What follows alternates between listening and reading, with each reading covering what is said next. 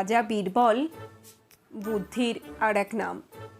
আজ তোমাদেরকে শোনাবো রাজা বীরবলের একটা সুন্দর ছোট গল্প। গল্পের নাম বীরবলের উপস্থিত বুদ্ধি। একবার পারস্যের রাজা তার দেশের পরিব্রাজক ও সদাগরদের কাছ থেকে মোগল সাম্রাজ্যের কাহিনী শুনলেন।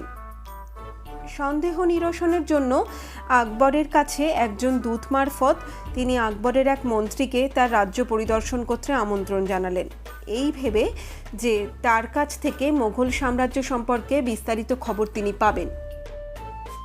আকবর এই আমন্ত্রণে বীরবলকেই উপযুক্ত মনে হওয়ায় তাকে পারস্যের রাজার কাছে পাঠিয়ে দিলেন। তিনি জানতেন কেন পারস্যরাজ মন্ত্রী পাঠাতে চেয়েছেন। নিশ্চয়ই তার রাজ্যের সমৃদ্ধির কথা মন্ত্রীর মুখ থেকে শুনতে চান। একমাত্র বীরবলই এর উপযুক্ত মন্ত্রী। তিনি কোনো ভাবনা চিন্তা না করেই বীরবলকে পাঠালেন। বীরবল পারস্যে আসার পর সে রাজ্যে মহা ধুমধাম পড়ে গেল ও আমোদ প্রমোদের আয়োজন করা হলো রাজ্যে। পারস্য রাজের অতিথি হয়ে বীরবল সারা দেশ ভ্রমণ করলেন। পারস্যের রাজা একদিন কথায় কথায় বীরবলকে প্রশ্ন করলেন, আপনি তো বিভিন্ন দেশ ঘুরেছেন, আপনি কি বলতে পারেন অন্যান্য রাজার তুলনায় আমি কি রূপ, বিশেষ করে বাদশাহ আকবরের তুলনায়? বীরবল উত্তর দিলেন, মহামান্য রাজন, আপনি পূর্ণচন্দ্র, অন্যান্যরা আপনার কাছে জোনাকি মাত্র, আকবর অর্ধচন্দ্রের মতো। পারস্যের রাজার প্রতি বীরবলের এই প্রশস্তিমূলক কথা অচিরেই বীরবল দিল্লি যাওয়ার আগেই আকবরের কানে উঠল লোক পরম্পরায়।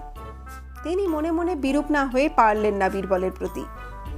বীরবল যখন দেশে ফিরলেন প্রচুর উপঢৌকন নিয়ে, তখন আকবর পারস্যের রাজার দেওয়া উপহার সামগ্রীর দিকে নজরই দিলেন না। গম্ভীরভাবে বীরবলকে প্রশ্ন করলেন, পারস্যের রাজাকে পূর্ণচন্দ্র আর আমাকে অর্ধচন্দ্রের সঙ্গে তুলনা করে তুমি কি ইঙ্গিত করতে চাও? এর ফলে কি তুমি আমার অবমাননা আর আমার সঙ্গে বেইমানি করনি বলতে চাও? তোমাকে কে অধিকার দিয়েছে আমাকে অর্ধচন্দ্রের সঙ্গে তুলনা করতে? বীরবল জানতেন যে অতিথি হিসাবে পারস্যের রাজার এই রকম প্রশস্তি করা উপযুক্তই হয়েছে, কিন্তু বাদশাহ তার মর্ম বুঝবেন না। সভাসদগণের ঈর্ষায় বীরবলের ওপর তাতিয়ে দেওয়ার তিনি এতই ক্রুদ্ধ হয়েছিলেন যে বীরবলের যুক্তি শুনতেও রাজি ছিলেন না।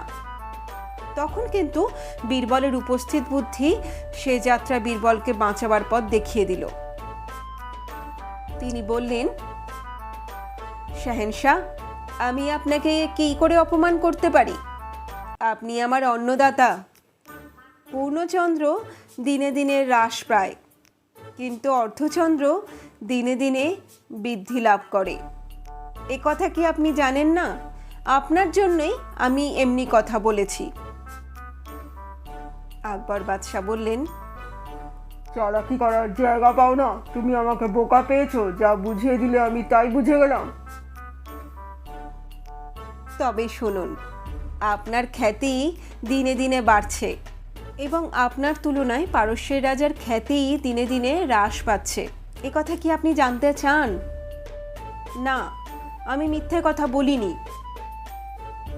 বীরবলের উত্তর শুনে তার পর্যবেক্ষণ ক্ষমতা ও বিচার শক্তির ওপর আস্থা আরও দৃঢ় হলো আকবরের। জল হয়ে গেল বাদশার রাগ।